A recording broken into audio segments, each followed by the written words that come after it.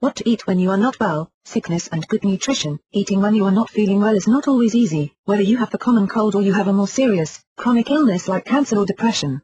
In some cases, it is not just the illness that is the problem but the treatment that you must endure as well. You may be nauseous or lack an appetite completely. You may also be so tired that you won't be able to eat at all. You need to eat enough calories so that your body can fight off the disease. One of the major factors that you need to consider when you are sick is additional protein. Protein is the key to building and repairing cells and can help you to prevent the loss of muscle mass.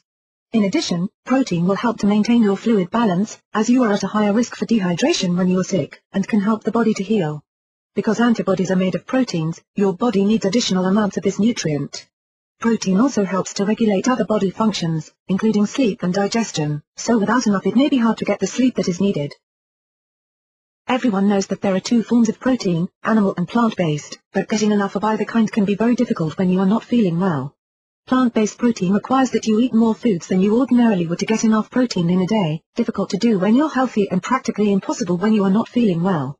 It is also hard to eat certain animal proteins when you are not feeling well. It may be hard for the body to break down a chunk of meat, which may not be appetizing to someone who is not at their usual strength or appetite. Wendy has cancer, and while her prognosis is good, she is not doing very well with maintaining her weight and her strength at this time because of the chemotherapy that she has just started. In addition, she is going to be treated for depression, which is related to her cancer, and is still recovering from her initial surgery.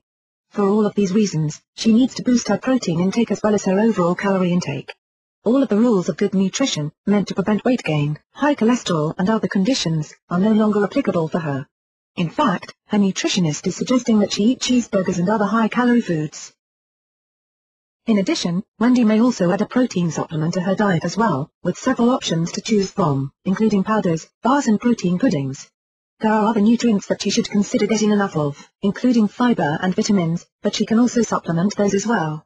If she does increase her fiber, she has to be careful about her fluid intake or she could end up being very constipated. Some of the suggestions that are made by the dietitian include switching from low-fat to full-fat milk and cheeses and adding cream to soup, fruits, cereals and other foods. She will also use special fortified milk made by adding dry milk powder to her whole milk and then adding this boosted milk not only as a beverage, but in recipes as well. She will be adding ProfectR, a protein supplement from Protica, which will give her 25 grams of protein in an easy-to-consume liquid shot.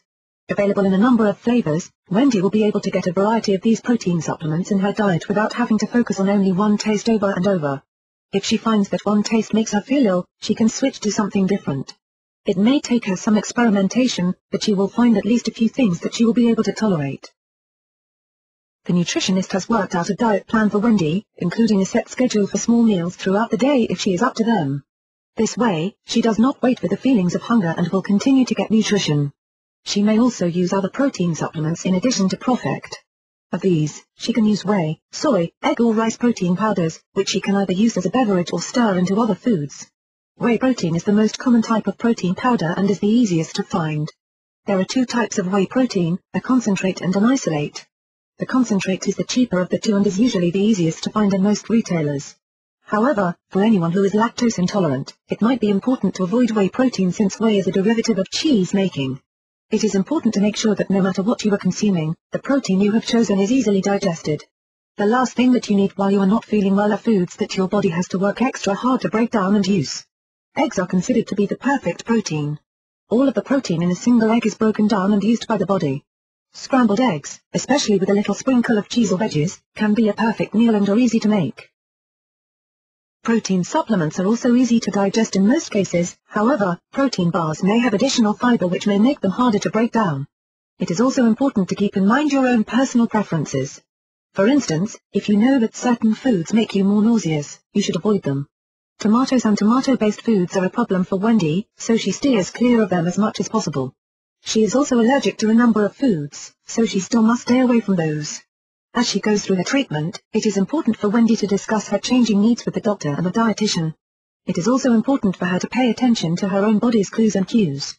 She may go through several changes in taste and may like one food on Monday and then hate it on Friday.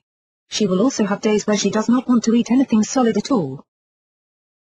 In addition to eating whenever she feels like she can, she is also trying to nap whenever she can so that she can get her strength back sooner. Trying to get enough nutrition in her diet is important, she is at bigger risk for dehydration. Dehydration can be dangerous because it may cause her to have irregular heartbeats, and may also cause her to be more susceptible to infection. Source: Griffin. While Wendy should refrain from drinking liquids while she is eating, she should be trying to get at least the minimum of fluids the rest of the time. Wendy may notice that her MEDs do not work as effectively when she is dehydrated, and she may also notice that she is feeling pain more acutely as well.